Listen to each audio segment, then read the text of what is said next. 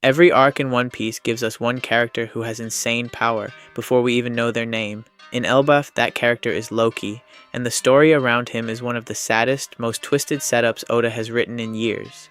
Loki is a prince, the son of King Harald and Queen Estrid, and the younger half-brother of Hyrudin. He was born into an ancient giant bloodline, which means from birth he had horns, eyes that we haven't even seen, and strength way beyond a normal giant. He was destined to rule the kingdom from the moment he was born. Then everything went wrong. King Harald was found dead. Loki was standing right there, and ever since that day, Elbaf has called him the Accursed Prince, the shame of Elbaf, a father killer. They chained him beneath the country's giant tree for years. Here's the twist. It wasn't murder. Harald had been slowly consumed by Imu's control, and killing him was Harald's own last wish, the only way to save Elbaf from what he was becoming. Loki carried out that final order, and then let the entire country believe he was a monster, rather than expose the truth. He's been living under that lie ever since.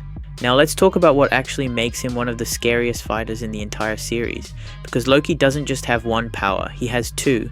The first is his hammer, Ragnir. For centuries, Ragnir sat guarding Elbaf's legendary devil fruit, refusing every single giant who tried to claim it, including warriors as strong as Harald himself. 14 years ago, Loki fought Ragnir for the right to that fruit and actually beat it. Turns out Ragnir isn't just a weapon, it ate its own devil fruit, a mythical zoan tied to Ratatoskr, the messenger squirrel from Norse mythology. That's why Ragnir can shift between a colossal warhammer and a small squirrel that literally rides on Loki's head.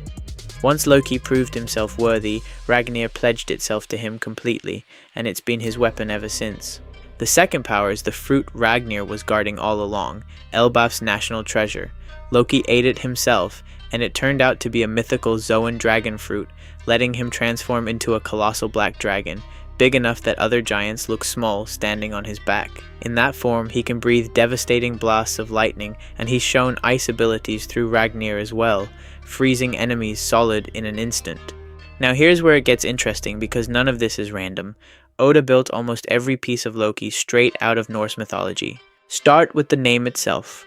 In Norse myth, Loki is the trickster god, the outsider among the gods, who's eventually blamed for setting Ragnarok in motion, the prophecy that ends the world. In One Piece, Loki carries that same weight. He's blamed for a death that spirals his entire country into fear, and the giants genuinely believe letting him loose could bring about the end of the world. Even his imprisonment mirrors the myth directly. The Loki in myth was chained up as punishment for his role in killing the god Balder. Meanwhile, Loki was chained beneath a tree for killing his own father. Then there's Ragnir. The name itself roughly translates to Iron Thunder, and everything about it points straight at Mjolnir, the hammer wielded by Thor, the Norse god of thunder.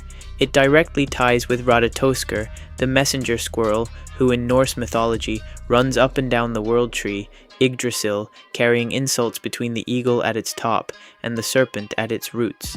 That's not a random creature to reference. Elbaf's entire nation lives on a colossal tree. And then there's the dragon.